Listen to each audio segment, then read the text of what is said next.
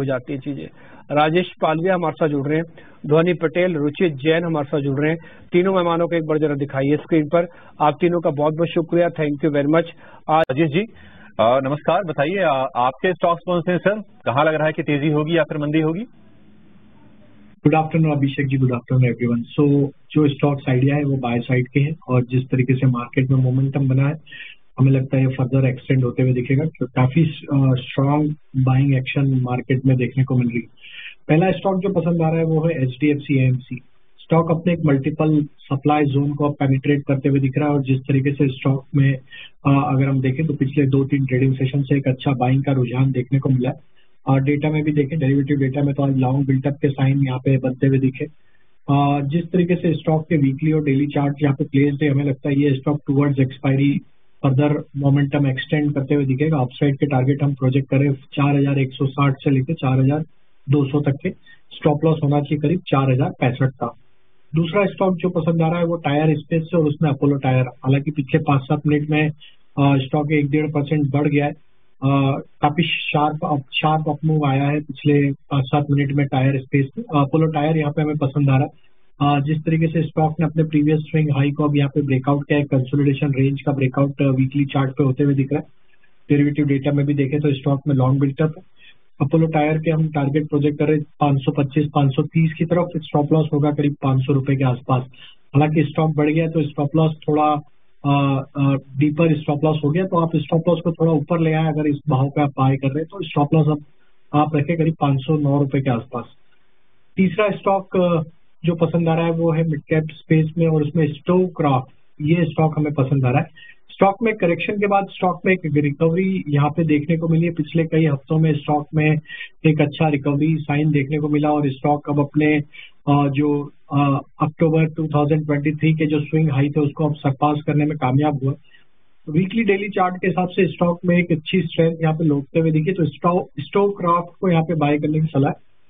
Target हमें लगता है थोड़ा सा पोजिशनली अगर होल्ड करते 625-630 की तरफ ये स्टॉक बढ़ते हुए दिख सकता है। स्टॉप लॉस होगा 590 का।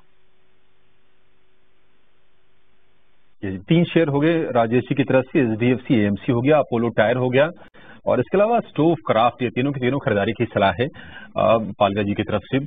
रुचित, आपके फोकस में कौन से शेयर हैं? क्या आपने बाजार में खोजा है?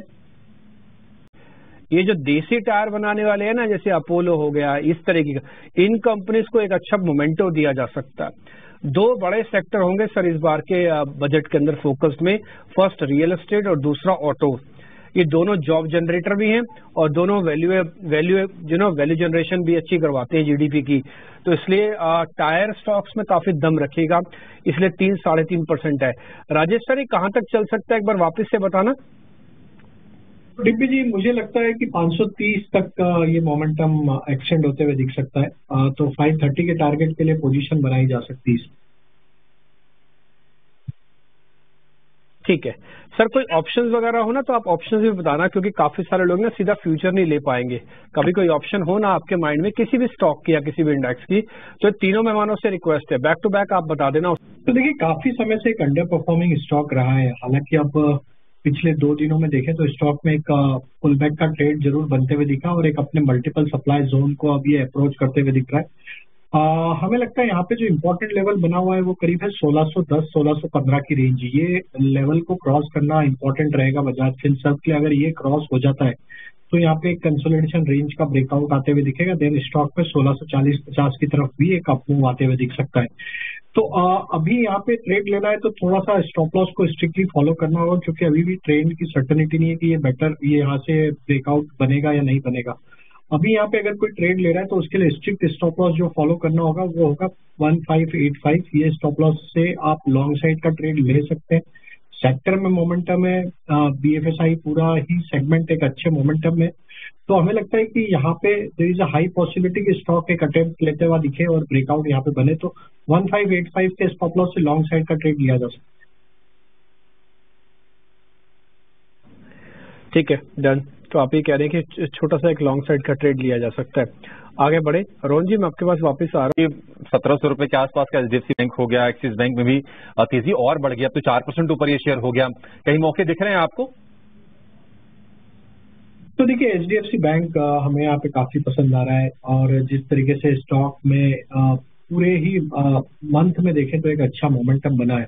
जिस तरीके से स्टॉक मंथली चार्ट पे अब अपने एक मल्टी मंथ सप्लाई जोन को पेनिट्रेट करते हुए दिख रहा है, तो ये ऑलमोस्ट अगर ये स्टॉक यहाँ से 1720-25 का लेवल अगर ये क्रॉस करने में कामयाब होगा तो ऑलमोस्ट यहाँ पे 1 से 1.5 साल के कंसोलिडेशन रेंज का बड़ा ब्रेकआउट यहाँ पे आते हुए दिखेगा।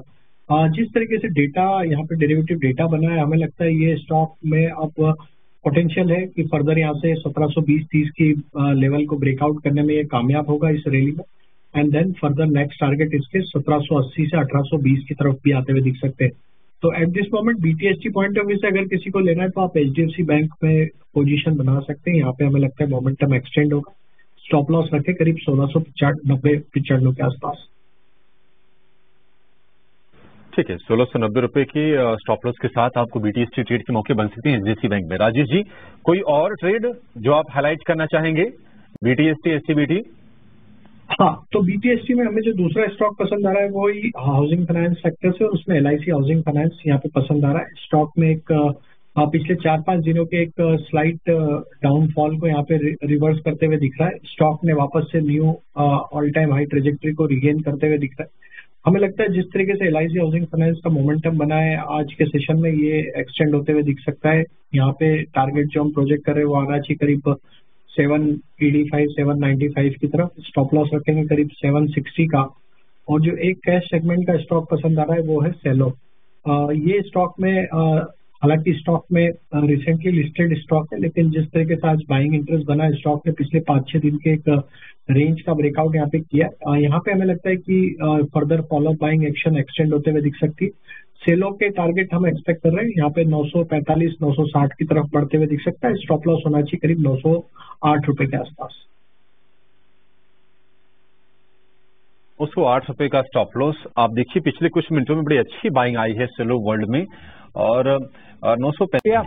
थैंक यू वेरी मच आज समय देने के लिए। राजेश सर बहुत बहुत शुक्रिया, thank you very much. Rohan ji thank you very much. अच्छा रुचित भाई डिस्क्लोजर तो दीजिए, सभी डिस्क्लोजर देके जाइएगा। रुचित भाई आपका स्टैंडर्ड डिस्क्लोजर। जी आज बहुत सारे स्टॉक्स की हमने चर्चा की है, बट उसमें से कोई भी स्टॉक मेरे पर्सनल पोर्टफोलियो में नहीं है, बट हमारे क्लाइंट्स की पोजीशन में हो सकती है। ठीक है, क्लाइंट्स में हो सकता है। राजेश सर आपकी तरफ से? तो जिन भी स्टॉक्स पे शो के दौरान चर्चा हुई है उसमें मेरा पर्सनल निवेश नहीं है, लेकिन हम ब्रोकिंग कंपनी को रिप्रेजेंट करते हैं, तो यहाँ पे इन स्टॉक्स पे हमारे क्लाइंट्स को जरूर हमने रिकमेंडेशन दिया हो, तो ये डिस्क्लेमर है। ठीक है, और रोहन जी आपकी तरफ से डिस्क्लोजर कोई? मेरा जितना भी रिकमेंडेशन है और बात है उसमें हमारा इन्वेस्टमेंट 100% है, हमारा फंड का निवेश है, हमारा बाइंग इंटरेस्ट है, हमारा पर्सनल इन्वेस्टमेंट नहीं है, पर पर्सनल पैसा फंड थ्रू है। और जो भी आप रिकमेंडेशन पे एक्शन लेना चाहो आप आपके फाइनेंशियल प्लानर या वेल्थ मैनेजर। ठीक है, बिल्कुल वो तो लेना ही चाहिए। अपने फाइनेंशियल एडवाइजर से एक बार कंसल्ट कर लो कि भाई ऐसा ऐसा करके हमारे पास जानकारी है, ले या नहीं ले टाइप करके। ठीक है, बहुत बहुत शुक्रिया, थैंक यू वेरी मच। आज आपने समय निकाला, अच्छा लगा आपसे बातचीत करके। जल्दी वापस मुलाकात होती है। मेरे को अभिषेक को इजाजत दे सकते हैं। नमस्कार।